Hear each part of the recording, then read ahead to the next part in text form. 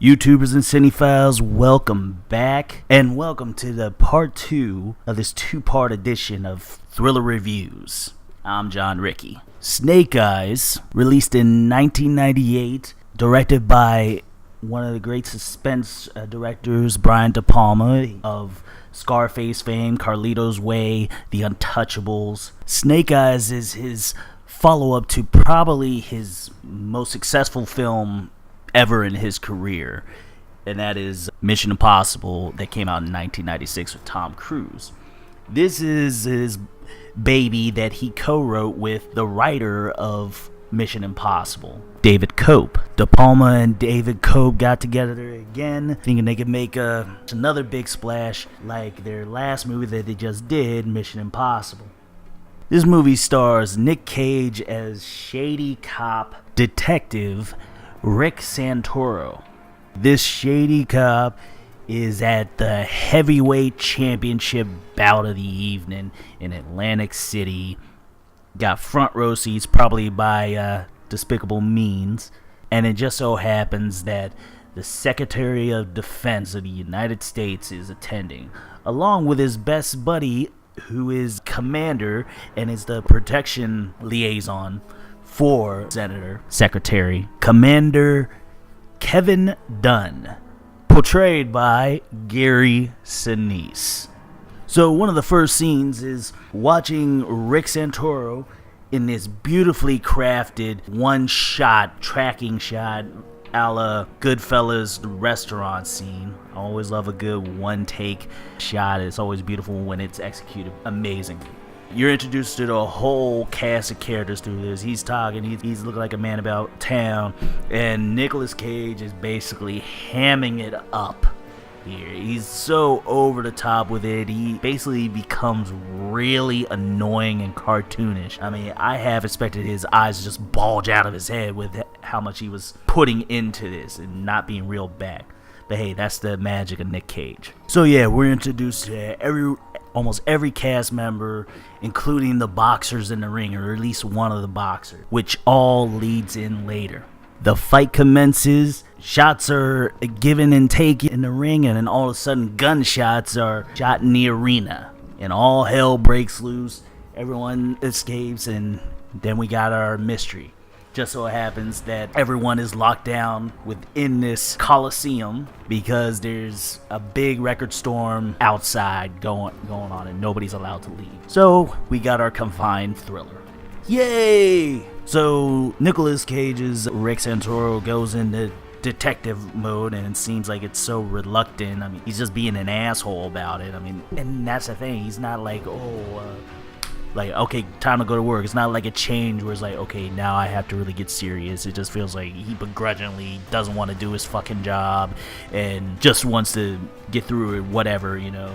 But he still has to find out. Blah, blah, blah, blah. So he questions Gary Sinise's Kevin Dunn, who in the process shot the shooter. And of course, we get the Brian De Palma. He loves to have POV scenes that really hype up the tension. And this, it kind of feels like a dreamscape, and it's not really even that good of a dream. And it's all from the point of view of the character narrating their version of the story. And unfortunately, we keep going over the same situation over and over and over again. Of course we're going to. They're only in one place. And yeah, it does seem a little bit too convenient, too easy.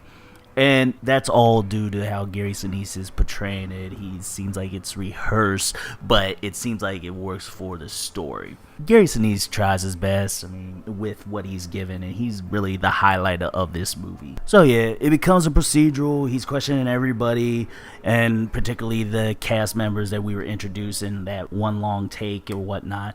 And eventually he comes across Carla Gugino's character, the mysterious femme fatale that was right next to the secretary, discussing something with him very fervently right before he was shot. So she's seen something. He eventually comes across her, and they had in the hallway. She explains her version of the event that happened, and you see from her perspective. And then, oh, okay, so they were going after you with the second shot, da da da da da. And then it proceeds.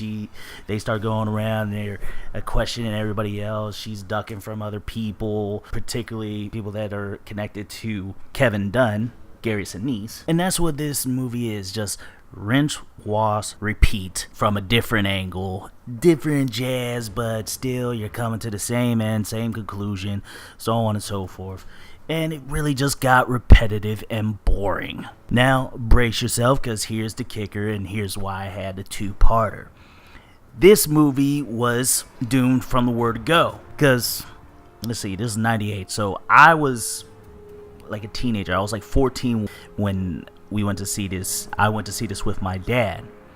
We sat down, we watched this movie, and we loved that like opening scene, okay, and we're into it. Right after that, when everything goes down and the first flashback happens, I looked at my dad, he looked at me, and we both had a feeling. It's like, so I'm like, Dad, do you know who the villain is? He's like, do you? I'm like, I think I do. Brace yourselves. It's Gary Sinise. We both said at the same time. And look, that's not Gary Sinise's fault. He did what he could with it. He was great. The problem is that a year or two before, he did Ransom. And if you haven't seen Ransom, here's the kicker, okay? Turns out Gary Sinise, who played Jimmy Shaker, the detective that was trying to help him, turns out he's actually the kidnapper in Ransom.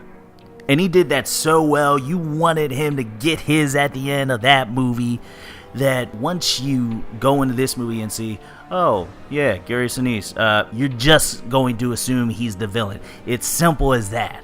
And that's when this movie was just dead on arrival. Like, now, let's say if they would have put in Tom Cruise as the villain before he did Collateral with Michael Mann in 2004, that would have been great. That probably would have made it a little bit easier because he's always the good guy. So, unfortunately, me and my dad had to sit through this movie just to see how bad it got, and it just kept getting worse and worse and worse, and everyone's giving their all, and Nic Cage is not getting likable by the minute. And then the end happens, and it's so abrupt and so anticlimactic and so happenstance, like, to the point of ridiculousness, that we were just done. We're just like, well, that was a shit box of a movie. It was horrible. So that's a connection, and this movie, Snake Eyes, gets a nice, bright, shining grade of... Frankly, my dear, I don't give a damn. Thank you, YouTubers and cinephiles, for checking out this two-part series, I guess you can call it, and really just listening to my rant about how this is just so bad. I mean, this Snake Eyes. Hey, if you want to check it out, just out of morbid curiosity, go ahead, by all means, check it out. But I want to ask you guys a question. What's a film that was just like, particularly a mystery film, that was just so blatantly obvious that you just turned it off, or you're just like, how does that work? There's so many plot holes. Like, what's your worst experience for a mystery thriller? Anyway, guys, thank you for listening to Nerd With Me. I'll check you later, YouTubers, cinephiles.